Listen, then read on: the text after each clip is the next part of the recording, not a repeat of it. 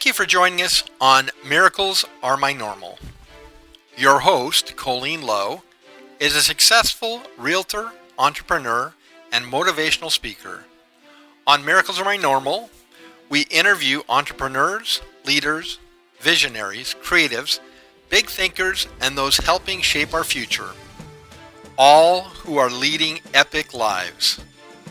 They share insights into building their successful businesses, developing a growth mindset, creating a vision for your life, starting with the end in mind, and overcoming obstacles and challenges. Our mission is to share tips, tools, and secrets to assist our followers with gaining the insights and perspective to building their own success stories and living epic lives filled with appreciation, joy, and miracles. Let's make this happen together. And now, your host, Colleen Lowe. Hi, this is Colleen Lowe, and welcome to the second episode of my podcast. And I'm so excited today that John Chen is my guest. He's the CEO of Geo-teaming. And why don't you tell us a little bit about what that means? I know you just celebrated a huge milestone in your business and in your personal life. Tell me about what you do and what it is first, so people know even what you do for a living. Well, it's our 21st anniversary of our business, and it was my 50th birthday. But you know what? I did get a compliment this week. Somebody thought I was 38. Ooh, 38's good, right? We were talking about moms, right, just a second ago, and my mom, when she was at my sister's birthday, when she was 68, she got carded. Ooh, that's isn't that the ultimate compliment? That's good genetics for you. Yes. Yeah. Okay. Geo-teaming. So What's Geo-teaming is we do corporate team building and leadership programs that use technology and adventure. But the short version of it is we create life-changing adventures, Colleen. Life-changing. They are life-changing. It's life-changing for you. Yeah, that's how we met. Yes. I was at an event up in Seattle, and you were presenting the event leadership thing that we were going to be doing, the team building event. Yes. And I wanted to win. Of course you did. Yeah, I did want to win. And you did win. I did win, but that is how I met you, because it was technology based, and at the time I had a limiting belief that I wasn't good at technology. And John, my husband, wasn't with me up there, and normally I would make him do the technology stuff because he's good at it. Right. And I came and found you, and I asked you to help me figure out how to do it. And I am now actually pretty good at technology. You have to see this setup, right? Like, go find my Facebook. It's facebook.com CEO John Chen. Not because you want to go there, it's because this setup is incredible. Right. This is such a far stretch from like, John, I don't know how to work and download an app. Right? Yeah. That was like your beginning. I didn't even know how to download an app when I met you, right? Which is crazy, right? Crazy. Yeah, and that was only 2 years ago. So in our business, right, it's all really changed, right? So to give people an example who don't know anything that I'm talking about, all those words that are strung together, it's like this. It's one is that we look for adventure. Mm-hmm. So our most popular thing is based around geocaching. You know what geocaching is? Yeah. Mm-hmm. It's a high-tech scavenger hunt with GPS receivers, and there's actually like 2.5 million containers hidden around the world. And what we do is we turn it into a corporate team building event. So we'll take a city like Huntington Beach, right? We'll put 20 different locations together and then put you and like 6 other people and me and 6 other people, and we battle against teams, right? Against each other to find the most points in a city in a fixed amount of time. So you ever seen The Amazing Race? No. What? Yeah, crazy, huh? Oh my goodness. Okay, so well, for those who have seen The Amazing Race, it's a little bit like that. Like your teams get into it, and the technology one is like GPS locates the missions now. We used to have all this separate equipment. Everything now is on the phone. It's on an app. And the app will guide you to certain locations. When you get there, it will unlock, right? You might have to solve a trivia question or a puzzle, and then you take a photograph or a video to prove you were there, and you score all these points, right? Okay. So then there's a live stream, which is like kind of like Facebook updates. So just within the game, all the people who are playing the game, as they finish stuff, will show their stuff. So now you're like, oh, this person was here, and this person was at the bridge. They can track it. Yeah, and then the last part that's really important with this is, so I study gamification a lot, which is, or gaming, or because that's really engages people. And so there's a leaderboard. Right? And so because Colleen is so competitive, she knows about this leaderboard, which is she started down here, and as you watch yourself rise through the leaderboard and stay there, and then had somebody pass you, and then led you again, it just made you go, I got to do more. Every time someone would pass me, I would want to get up and pass them back. And like get up and like, what mission have I not done yet? What do I need to do? And people who completed every single mission, Thatch, by the way, was the one who created this conference. Every time you finished a mission, you completed one more goal that Thatch wanted you to learn during that event. And that was the key. It ties it into your event. It ties it into your neurosis in your body and your cellular level. So that's the best part about it. And you know, you go to these seminars sometimes and like you see all this stuff and you don't apply any of it. But because you do this, there's one more chance that it'll stay with you, that you'll apply it. And, you know, you saw the number of players that were in the top ranks. Yeah. Like maybe 5-10%. And you, right, were in the top, 1%. Yeah, it is crazy. And it does make you pay more attention to the event that you're in. Yeah. And it does help it soak into you, right?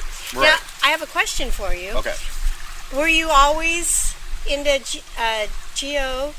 caching?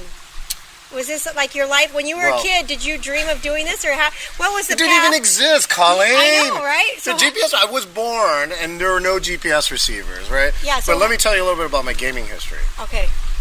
I was a kid when I bought a game or the game guy came home. Mm-hmm. I would play with my game myself with 4 people, trying to figure out how you're going to win. Oh. Right. Those game station things. No. I'm talking board games. Oh, board games. I would play through the game once to understand it, and then I would go like, well, what's the real optimal strategy here? Like, for instance, in Monopoly. You're a real estate person. Yeah. What's the most valuable property in Monopoly? Boardwalk. Wrong. Oh, no. You know why? Because it's so rarely landed on. Yeah, well, and see, in real estate... the cost to get it is so high. That's right. St. Charles Place. Oh, yeah, the orange ones. Is that orange? No, I think it's blue. Blue? Yeah. And here's the reason why. Statistically, because there's extra cards in the deck, like the chance cards in the treasure box, that says go to St. Charles. Oh. That statistically makes it more valuable. So when you put a freaking hotel on that thing, cha-ching! So you're into numbers.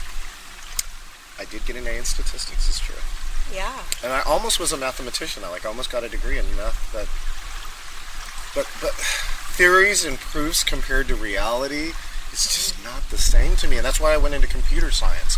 Computer science is applied math. And for all you people out there, science, technology, engineering, math, especially women and minorities, get out there and do it. Do it. Study it. See, now, the whole fact now that you are an expert in technology definitely puts you in the top 10% of women.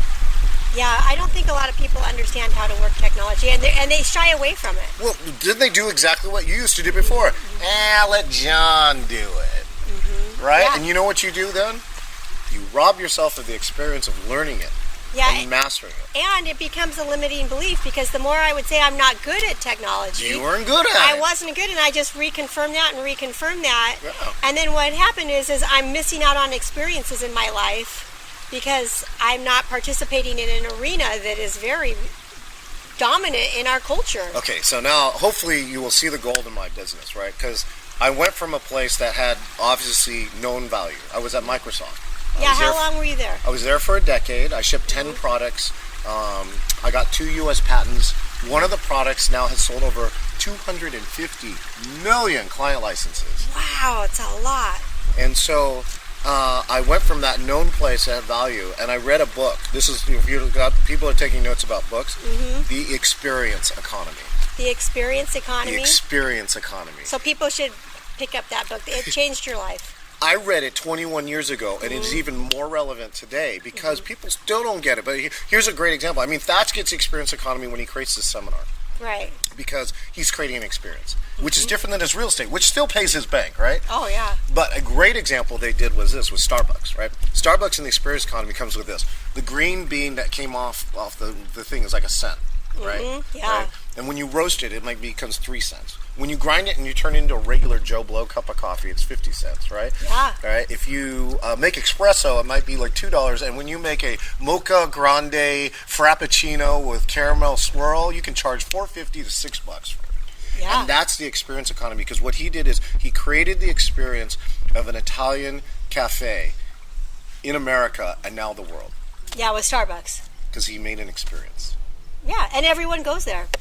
And it's amazing that book changed your opinion of it, because I remember when Starbucks came out, I thought, because my grandparents drank coffee and they made it at home all the time, right? And I remember the first Starbucks that I came in contact with, and I thought, who would ever pay that much money for a cup of coffee? That's burnt. And right? Sorry, Howard. Sorry, I'm from Seattle, man. And I didn't have any vision for it. I didn't know, and it's huge today. It's massive. Huge. It is the third place. I travel a lot. When I go to China and Taiwan, they don't say, let's go get tea anymore. They're like, hey, let's go get a coffee. Yeah. And that's how much they're changing. They're changing mass culture with coffee. I have a question for you. Okay. So to go from Microsoft, which is just, you had a traditional job, right? A real job.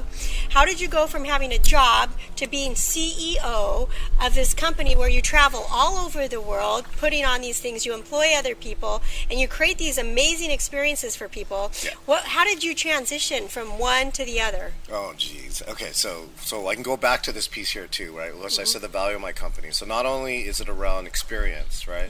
But in the title, right, its tagline is life-changing adventures. And to me, that's the value, right? You can buy stuff. We know how to do that, right? You can make stuff, you can buy raw materials, you can turn them into medicine or whatever, and that's all known. But a life-changing experience is something that's difficult, right? Yeah. If somebody said, I'm going to come change your life, and you're like, oh, gosh, right, really? Yeah.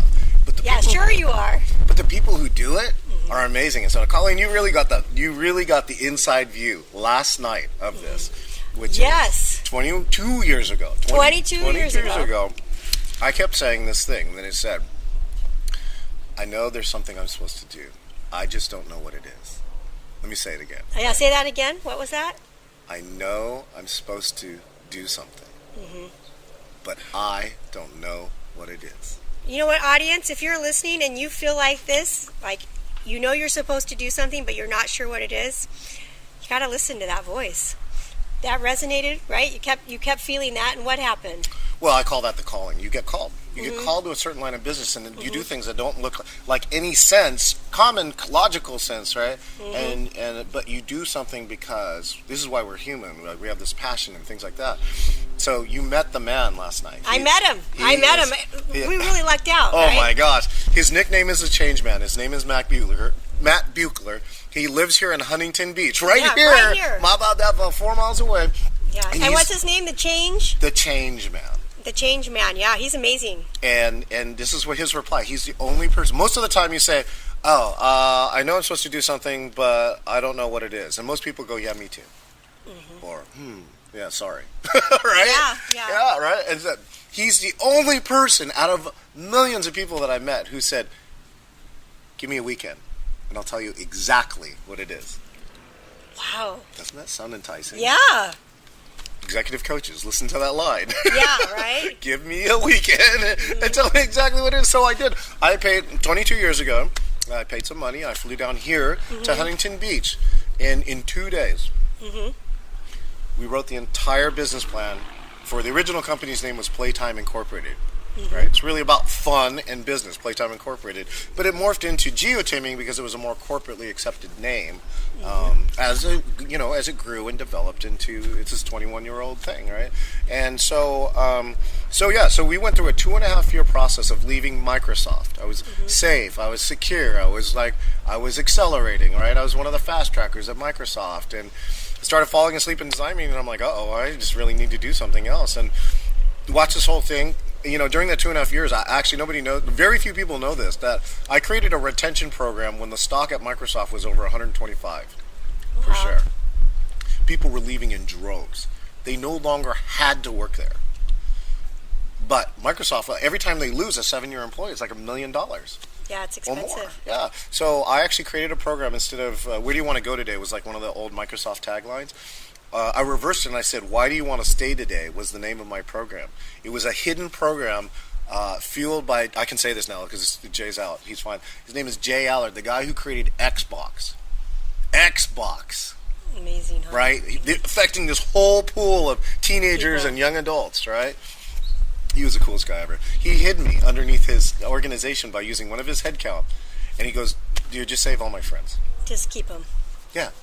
And all they did was he went through a network of friends. There was no official program. They all gave me referrals, and I developed a process based on some of the things that Matt teach me.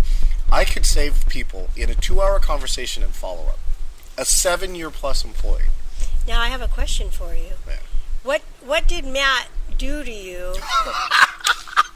You spent 2 days with Matt. 'Cause now I know who Matt is, and Matt has agreed to be on the podcast. Oh, yeah. I should just wait for this podcast. Yeah. It's going to be an 8-hour War and Peace podcast. Yeah. I just want to know, how did he take you? Just give me like one tip. If someone's thinking about leaving corporate America, wants to start their own business, they feel like they have a calling, they're not sure what they're supposed to do.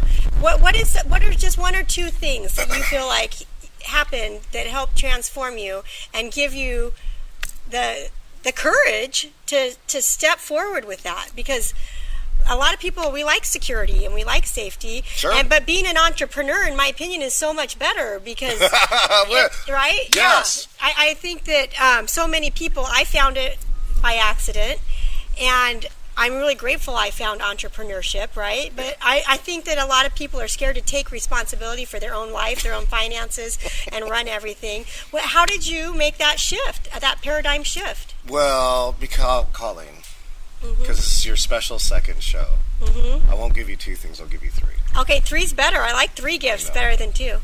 Number 1 is he solved the first problem that I had, which was, I know I was always supposed to do something, I don't know what it is. We discovered what it is, right? I was really in love with, I was taking a lot of team building and leadership training, internal and personal development. Okay. And the stuff I fell in love with the most was personal development and training and learning. That was by doing. I've done some pretty crazy things. One of them is you climb a 50-foot pamper pole. It's a pole. It's called the pamper pole. You climb it. You're on belay. And then at the top, right, you have to stand up on top of it and then jump off and try and grab a trapeze. Oh, wow. So when's the last time you stood at the top of a 50-foot pole? Yeah, never. Okay, so here's the experience, right? So for those who might never do that, but you should, is that when you come up to the top, I'm like, oh, I'm a climber. That's easy. And I got to the top and I'm like, oh, this is not as easy as it looked, right? And they actually put a stump in the ground. They go, okay, look, all you got to do is this. If you can step up like this, you can do this on the ground, just to try and give people confidence. It's a whole other experience when you're 50 feet high. You can't see the belay. It looks like you got nothing, right? It would have this beautiful ocean view. Well, what you have to do is come up on the platform, put 1 foot up, and totally trust your foot, right? Come up and then stand up, right? And when you stand up, that's the first time you do it. What happened to me was everything got centered. And as soon as I stood up, I went from shaking and fear and everything else to being completely centered, completely peaceful. And the world was shaking underneath me. The pole, because it's so high, is waving in the wind with my weight, too. But I didn't care. I was actually completely connected to the pole, and I was just with it and just moved with it.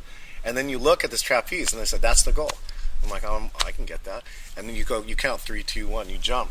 And when my hands grabbed that, right, and caught onto that trapeze, right, and I didn't fall, and I'm just looking, all you see is your feet dangling underneath you, right, but you're holding on, and you start going, woo, right, it's like, that was all of it. That training taught me so much about why do you try and achieve goals?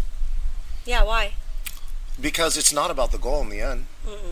It's the process to get there. This was easy here, but that last step was so hard. That last step for entrepreneurs sometimes is or people who want to be entrepreneurs is so hard. And that's one of the things he did was first he defined where did I need to go. So we developed all this stuff. That kind of training was the training I wanted to deliver to other people. And I think people give up right before the tipping point. They give up right before it's going to happen for them. You get tested. Yeah. So I have actually a 10-step program I've never seen it shown you. All right. So, but one of them is you get called, right? And if you actually develop the plan to the stage, then right just before you think you can get it, you get tested. Something happens that makes you really doubt everything. It tries to draw you back to your old life. This is when I was leaving Microsoft. I was ready to leave. I had 2 of them. 2 of them, just so I can give this short version. I was ready, right, to leave. I had actually written my whole business plan, but I was still cruising along at work trying to arrange all this stuff, which is actually the second step of the program is after you find the vision, is to align your life in such a way, right? Alignment. So you have space to fail. So what I did for myself personally, and I admit I had some extra resources that some people don't have, but what I did was arrange my life. It took me 2.5 years. Arrange my life in such a way that I could fail, completely fail for 10 years. A cushion. And I was okay because I had kids, and like I wouldn't have left without that, and that stops a lot of people. Okay, so anyways, in the second step, I think you do need to know that failure is part of success, right? Part of the path. Yeah. So the second test that I got was then right when I was ready to leave, they offered me a training job. Your ultimate job at Microsoft with almost unlimited resources. But I'd already planned a 10-week trip with my kids. It was an RV trip that was like through Yosemite. It was the most beautiful. My daughter learned how to walk in an RV in the middle of Yosemite. Amazing. I did that, and so we got tested. And I went. I wanted to. If I was going to do it, I needed a 10-week leave of absence. And I went all the way to a VP at that time, who I worked a lot for, who I thought he was pretty good, like a rebel and a rule breaker. He's the guy who got Exchange started, and I thought he would like go for this. I said, look, unpaid. I don't want it paid. I just need to leave and come back because I've already promised this trip. I like integrity, right? Yeah. Commitments. What do you say? I say miracles are my normal. I always keep my promises. I always keep my promises. Yeah. So that's what this one. This one is I always keep my promises. And when I fought with him, like we were talking on the phone, and I'm like, dude, all you got to do is just sign this to give me a 10-week leave of absence. I don't even want to pay. I'll guarantee you some number between 2 and 5 years that I will stay at Microsoft and not leave because you did this for me. And he goes, dude, if I do it for you, I have to do it for everyone else. So I wouldn't make an exception. Yeah, and that's the lamest excuse I've ever heard, man. Please don't ever say that in my company. Yeah. Right? If I have to do it for you, I have to do it for everyone else. So we were fighting, and all of a sudden, like that remember that pole? Yeah. It came through. Right? And I stopped. And he's on the other side. It was a phone, and I'm like, in hindsight, I'm like, why didn't I meet him face to face? But anyways, it doesn't matter. He was on the phone. And he's going, hello? Hello? It's like Adele. Hello? Right? Yeah. And I said, his name was Brian, right? He goes, Brian, thank you for the clarity. I appreciate your time. I was fighting. Your calling. My calling. And that's when I realized, why am I fighting this so hard? Maybe I should just do it. This is the easy thing now.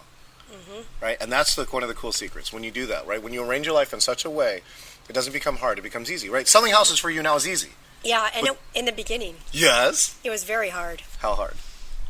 Everything was overwhelming. It was new and different, and I didn't know any of it, and it was overwhelming. Everything was overwhelming. Every part of it was overwhelming. I can remember the first time I showed someone a house, and I got to the lockbox, and I had never practiced opening the lockbox before. What an idiot, right? Holy crap. And they're sitting there with me at the house, and I'm like, holy crap, because this is so funny how it all worked out, and it was on my list of stuff to do, but I hadn't gotten it done. I'd read the contract a million times, right? The lockboxy contracting thing. Yeah, the real contract, but the contract to write an offer. So I had that memorized, and the listing agreement. I had memorized all of that, but it never occurred to me, and then I needed to go. I had thought about it, but I hadn't had time, and then an opportunity came, and I ended up selling that house from that. But it's so funny is trying to figure out how to open that lockbox in front of other people was overwhelming, right? But I did it, and I ended up selling the house, and it worked out. But why didn't you quit? Why? It was demeaning. It was embarrassing. It's all that stuff. Why didn't you just give up, Colleen? So much easier to go back to what you did before. I'm not a quitter. Because I'm a finisher. Miracles are my normal, and everything's working out for me. But back then, I didn't think like that. So what did you think? That's what I want to know. What made you go on? I really cared about changing my life, and I was a teacher before I sold real estate, and I really wanted to make a lot more money because as a teacher you're really limited on how much you can make. I loved teaching. It was my favorite things, but I was really limited, and I had my kids in private school. Yeah. And we had a lot of tuition, almost $100,000 a year in tuition. Oh my goodness! And so I wanted to be able to make money to help pay for that, and I just wanted a different lifestyle. I didn't want to have someone else tell me how much I could make, and I wanted to change our life, and it worked out. So it was that goal of all the money or the kids in your education, And or the freedom of time too. freedom. Oh yeah, Because like it's I not was 9 stuck to at school, 5. yeah. Oh, Because I would miss when I'm at school teaching other people's kids. I would miss my kids' stuff. Okay, so let's contrast So. now. What's your favorite time that you have your free time that you do? Right? Yeah. Whenever you want, but what's something that you do? I go to Crystal Cove, and we're going to go there after we record this. I Yay. walk on the beach every Friday afternoon with John when we can, when we're in town. And we walk on the beach. We take Friday afternoons off. And she Facebook's lives it, and And I watch it all the time going, why am I not there? Yeah, and we just go relax and unwind and have fun. And I like to be connected to nature. I like to have my feet barefoot in the water and walking along the sand, and I get grounded. I feel the energy of the earth Yes, see? coming up into me. That's like this pole, but it's Yeah. a beach. It's cool. And I really love it. I love the freedom that I have from it. Don't you love the freedom you have in your business? Right? Colleen, you know what we spent all day doing today? Well, tell people just so they get an idea. So this, sometimes when you don't get your dream, you get your destiny. Say that again. That's good. I got this from a lot of really good friends at Robbins. I think Joseph McClendon, whose dad just passed away recently. So Joseph, this is a shout out to you and your dad. Sometimes when you don't get your dream, you get your destiny. I love that. And that it's really about that. That's that helps when you think you were supposed to do this, and you fall into that, and you're really good at it, and you become world class at it. It maybe fuels your whole life, right? Like come on, what's Mr. Holland's Opus? Yeah. He didn't get his dream. No. He got his destiny, and it took him. It just gave me chills. Yeah, I love that movie. Go watch that again and again and again because it just shows that he finally got to do the thing he wanted at the end, but it just took this path that he was not expecting, and that's life. That is life. And the person we become on the path and the journey gives us, I think, so much depth and character if we choose to let it. If we choose not to become bitter and angry and all those things that can happen when I think that people think that life's just going to be easy, and that's a misconception of how life is, right? Misconception. Well, if it was easy, you'd be born. I mean, that's really the one key. And if it was easy, you wouldn't grow. And if it wasn't easy, you wouldn't be the person who you are today. Yeah. And look for the people who did become easy who don't enjoy life. Yeah. Right? I mean, I'm looking at your necklace right now. Your necklace says, I appreciate. That's my motto. I live in appreciating. My friend Joanne gave me this, Joanna, and when Carter had cancer, she brought me this. Oh, it's beautiful. Yeah, isn't it nice? And What's that? And last night Matt told me I'm not supposed to say that word anymore. What word? Cancer. He gave me a new word. I got to look at what it's called. He had cells that didn't divide properly. They divided too quickly, and to focus on getting his cells to have better memory. Yeah, so that's actually a sidebar, which is it's called transformational vocabulary, right? It's like instead of problems, this is the easy version. Instead of problems, we call them challenges or opportunities or whatever, right?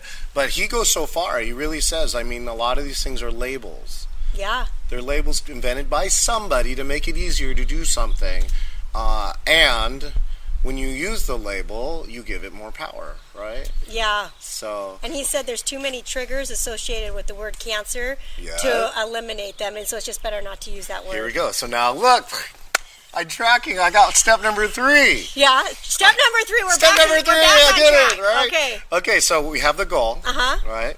And now I cleared the way and aligned my life so I can do it. The last part, which Matt loves to call stinking thinking. Stinking thinking. Tell me about stinking thinking. Stinking thinking is all the limiting beliefs and the bull in your head that says you can't, you're not enough, right? You can't do this, or what? You can't even open a lockbox, Colleen. I mean, seriously. Yeah, you want to sell $1 million home? Yeah.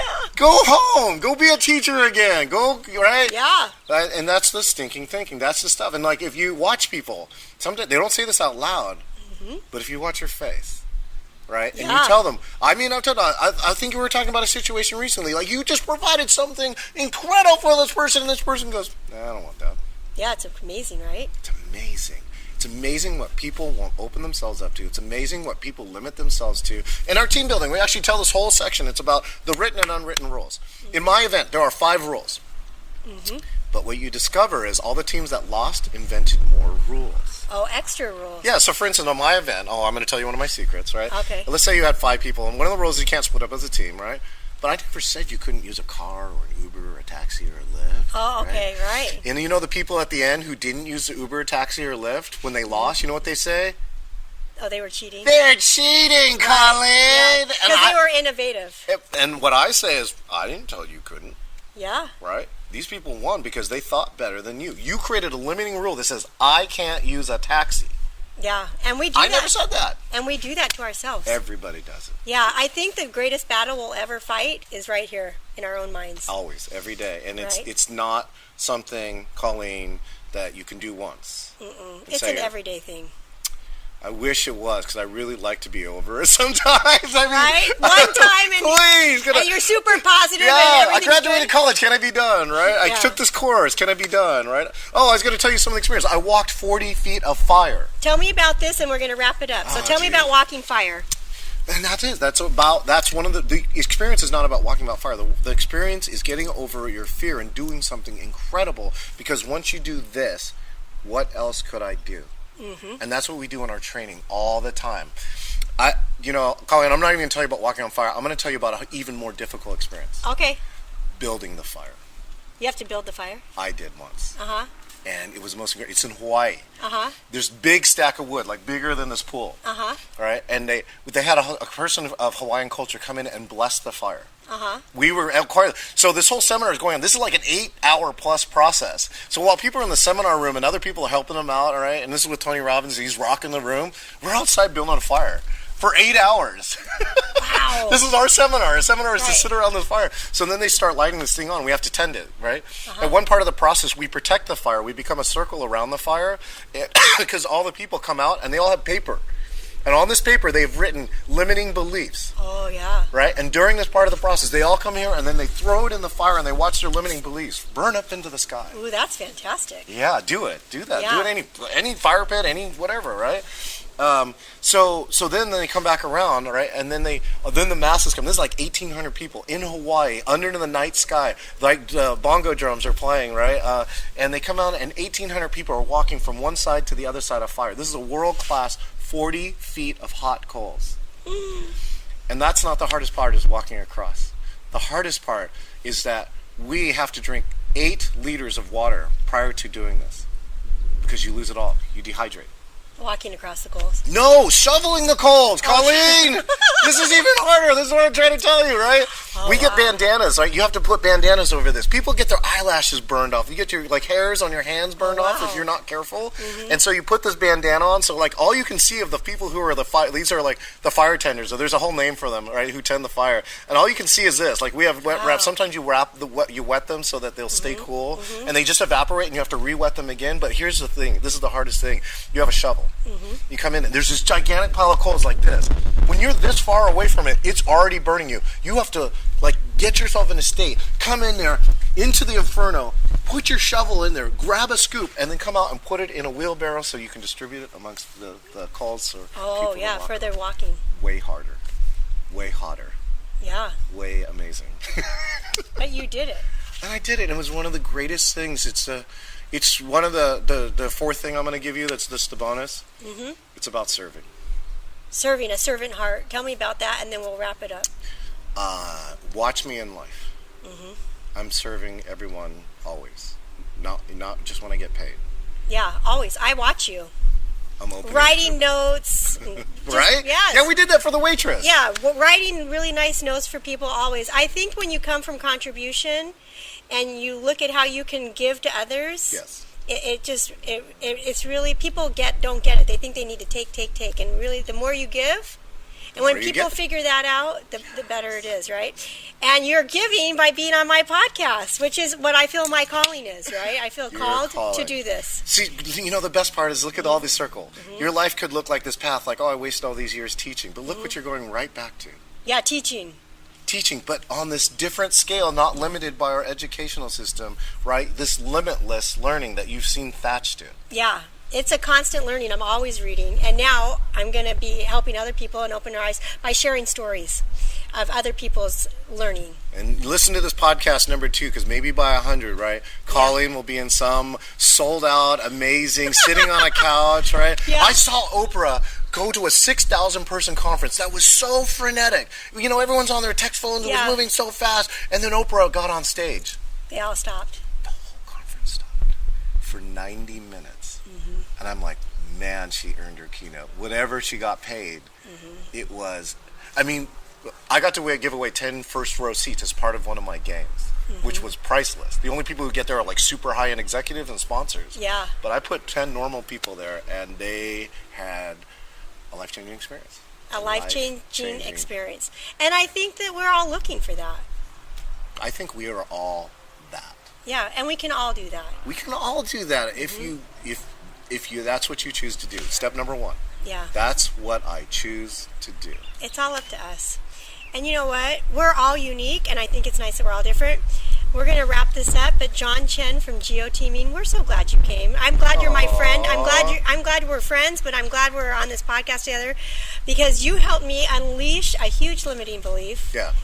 And it's just interesting that maybe people could just make a commitment today to unleash one thing. Let go of one thing that you believe about yourself that could maybe change your life, right? Yes. Because I think if you just do one thing today, read the book. What was the book you wanted him to? The Experience Economy. The Experience Economy you recommended. And then at the end of the podcast, we're going to put John's information so you can get a hold of John. If you want to schedule him to come out to your company and create an experience like this, or if you want to do it for a 50th birthday party or a 70th birthday party or an anniversary. That has happened too. Yeah, conferences. Yeah. Right? All kinds of things people can schedule you for, right? Whenever people get together, we change lives. We build like a corporate social responsibility. We build hygiene kits that have gone to homeless shelters. It's like they can do it anything. You can tailor it to whatever they want to do. And we can make videos about it, and it's incredible. Right. It's just incredible. And it will change the experience you have with John and his team and the people that you bring together. You could do it for your people, your past clients. You could do it for people that you, if you're a corporate, you could do it for your employees, people who won a contest or for their best sales of the year, whatever it is. Right? Anyway, so we'll give you guys John's information so you can get a hold of John. And we are going to wrap it up, and we're going to go to Crystal Cove now. We're going to go. Well, you know what? I know this is your special second podcast, so I'm going to give you the 5th secret. 5th secret. Okay. The 5th secret. Oh, you good. ready for it? Yeah. Have fun. Uh-oh, watch! Woo! He jumped in! That is awesome! College Podcast. Listen to all 100. We'll see you next time. Okay, John is awesome. Woo! How's the water? We gotta get him a towel. Is the water good? Oh my gosh, it's fantastic. Who took care of this pool? I don't know. We'll have to ask Nancy. It's nice, huh? Oh, it's so hot today. You're so cute. He got in the water. Did you get that on video? Hi. Still on video? What do you mean you ran out of tape? Let me put my glasses on. No, you're on, dude. Still on audio. That's fantastic. That concludes this episode of Miracles Are My Normal. We appreciate you spending time with us. We hope you gleaned a few nuggets that will assist you on your journey towards creating your own epic life. Please share this podcast with those who would enjoy it. Leave us a review and subscribe. So when new content is available, you'll be the first to know. Once again, thank you for joining us, and we look forward to our next time together. Have a great day living in appreciation.